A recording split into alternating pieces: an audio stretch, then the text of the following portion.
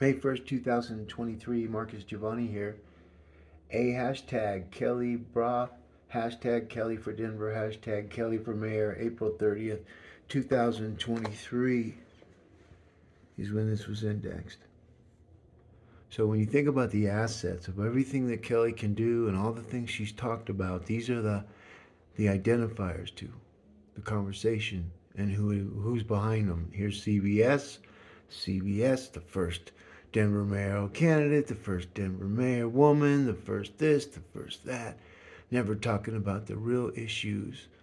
Um, so as they go and they battle Mike Johnston and same people and all the media that got the fair election funds from candidates that didn't even place.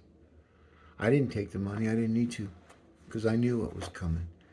And so they go, oh, look at Giavanni, fuck him, blah, blah. Yeah, man. I didn't go to taxpayers and ask them for money to fund a campaign I knew was going nowhere in the mortal world. And so I took it to the digital world. February 6, 2023. Courtroom 414, Denver District Judge David Luxon. And for the last 4 elections, last 14 years at least, people says longer.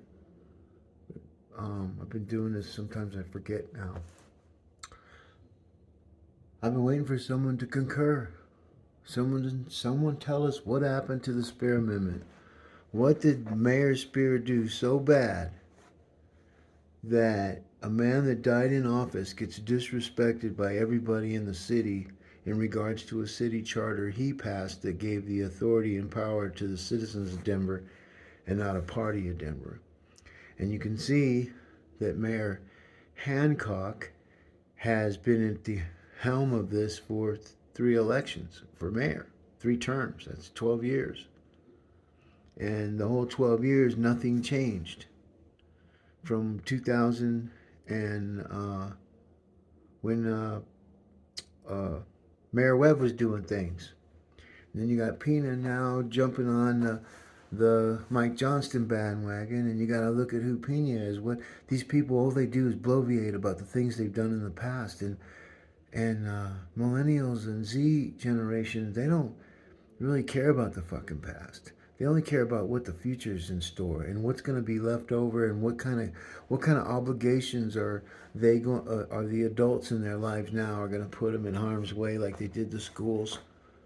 There are countries that my kids have realized that, and their friends have realized that countries didn't even lock down their schools and everything was fine. They all got their proms. They all got that's a rite of passage.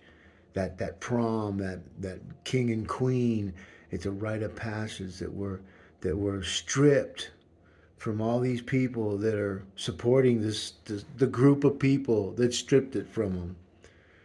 That's how you know our adversaries are laughing their asses off, and our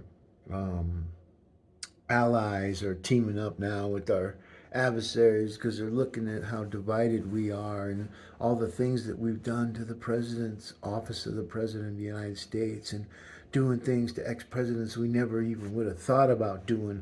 There's a rite of passage so that we don't scar the office. And not only did we scar it, but it makes January 6th look like a cakewalk. And see, these people all don't know it yet because it hasn't hit them. They're at least 4 elections behind time, and they were able to manipulate this other election. And so now, when the things hit, when the people that are going to make this switch flip, and those that didn't prepare, those that don't have any clue of what's coming, it's all about kicking people off the internet that don't belong forever. And see, they'll still be on it. They'll still access all their stuff and everything that they do, but it's just going to be dark web matter.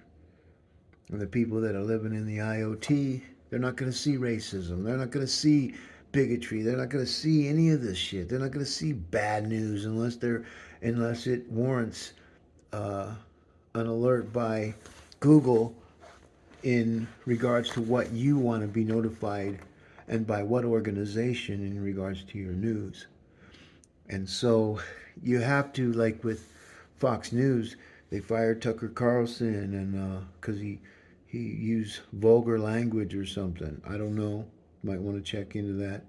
But he is a bit obtuse, but he still was a voice of some type of reasoning that made us think. He never had no solutions. He never put anybody on the show that offers solutions, because that's what Fox News does.